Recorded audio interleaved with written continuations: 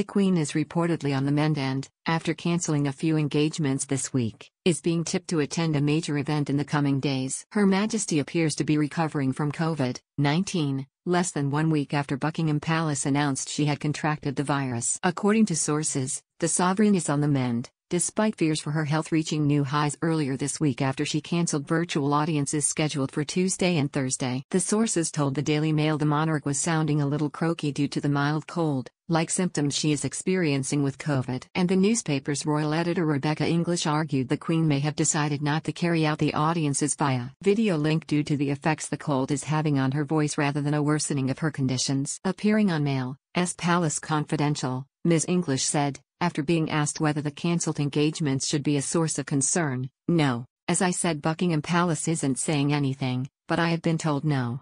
She's a 95-year-old woman, she's a very dignified woman, I don't think she wants to be sounding particularly, even slightly ill on camera." The expert went on saying courtiers may have been playing safe this week to spare the Queen's energy ahead of a key event planned at the monarch's residence in Berkshire which she reportedly wants to attend.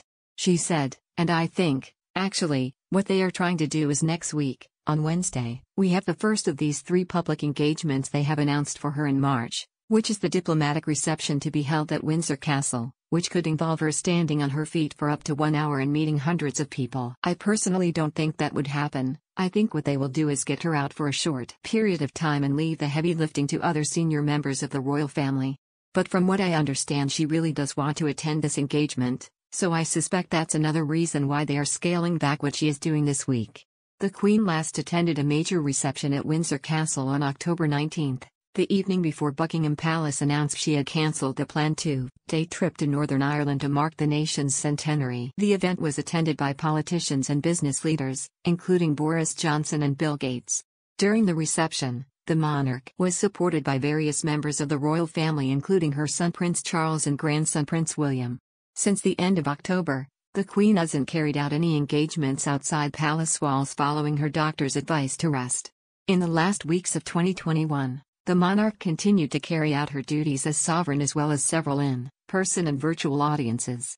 She didn't complete any official engagement in January but resumed her engagements on February 5, when she hosted a reception at Sandringham House during her stay in Norfolk. During this event, the monarch was said to be in sparkling form. While she used a light walking stick, the monarch walked around the room to meet and speak to various guests. She even cracked a joke while cutting a beautiful cake bearing the purple and white emblem of the Platinum Jubilee. Following her return to Windsor Castle, the Queen held an in-person audience with the incoming Defence Services Secretary Major General Eldon Miller and his predecessor Rear Admiral James McLeod in mid-February. There are 2 more engagements the Queen hopes to attend next month, all taking place outside the palace. On March 14, royals, Commonwealth personalities and politicians are together at Westminster Abbey for the annual Commonwealth Day service. As the head of the Commonwealth and a proud supporter of the group, the monarch will surely look forward to the event. On March 29, the Queen is also expected to attend a service of thanksgiving for the life of the Duke of Edinburgh, also planned to take place at the London Abbey.